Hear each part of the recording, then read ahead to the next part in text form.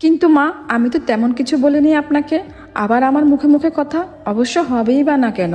ছোটলোক ঘরের মেয়ে শিক্ষা দীক্ষা আছে নাকি? বাবা মা তেমন যেমন শিক্ষা দিয়েছে তেমনই তো হবে।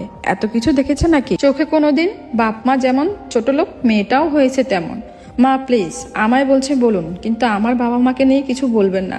কি, তোমার তো সাহস কম না? তুমি আমার সাথে চোখে চোখ রাঙিয়ে বলছো আজ আসুক আমার ছেলে, তারপর দেখাবো তোমায়।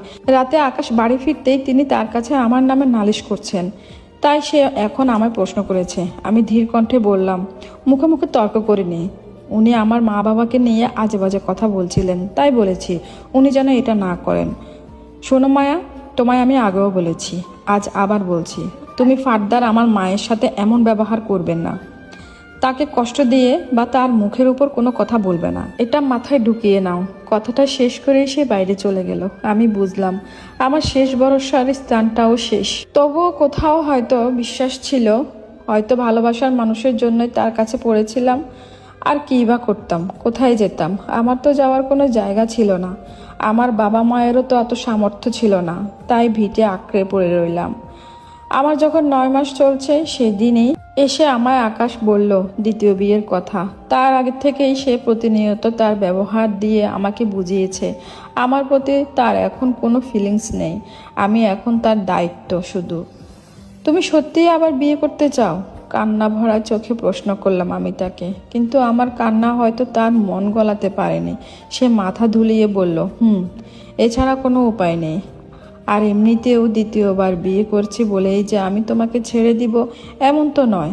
আমি তোমার প্রতিও আমার দায়িত্ব যথাযথ পালন করব। তুমি তো আমায় ভালোবাসতে পারবে অন্য কাউকে আমার জায়গাটা দিতে, অন্য কারো ভালোবাসায় বিভোর হতে? আমার কথা কি তোমার একটু মনে হবে না? আফসোস হবে না? দেখো মায়া, সব সময় এমন ইমোশনাল হলে চলে না। আর মায়ের কথা তো ঠিকই, একজন ছেলের তো সত্যিই দরকার যে শেষ বয়সে আমাদের দেখে রাখবে। মেয়ে তো সেটা পারবে না, তাই না? এই যেমন দেখো, তুমি তুমি তো বিয়ে করে চলে এলে, এখন তুমি কি তোমার বাবা মাকে দেখে রাখতে পারবে? পারবে না তো। তুমি তো চাকরিও করো না, শুধু সংসার সামলানো ছাড়া আর কি বা করতে পারবে তোমরা? মেয়ে বিয়ে করে চলে যাবে শ্বশুর বাড়ি, কিন্তু একটা ছেলে থাকলে সে আমাদের শেষ বয়সের ভরসা হবে, আমাদের দেখে শুনে রাখবে। আমারও মনে হয় মা যা বলেছে ঠিকই বলেছে, আমাদের ভালোর জন্যই বলেছে। তাই আমি সিদ্ধান্ত নিয়েছি মায়ের পছন্দ মতো কোনো মেয়েকে বিয়ে করব। ব্যাস, এইটুকু বলেই চলে গেল সে। একবার ফিরে চেয়ে দেখলো না আমি কতটা কষ্ট পাচ্ছি। কিভাবে সহ্য করব আমি এইসব? অতঃপর সেই দিন এলো, আমার স্বামীর দ্বিতীয় বিয়ের দিন। সে বর সেজে বিয়ে করতে চলে গেল, সাথে গেল আমার শাশুড়ি মা। সে তো বেজায় খুশি, তার ছেলে এবার তার মন মতো বিয়ে করছে। কিন্তু খুশি হয়নি আমার শ্বশুর।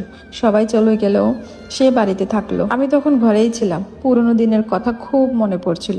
হঠাৎই আমার লেবার পেইন উঠলো। আমি সোফা থেকে গড়িয়ে নিচে পড়ে গেলাম।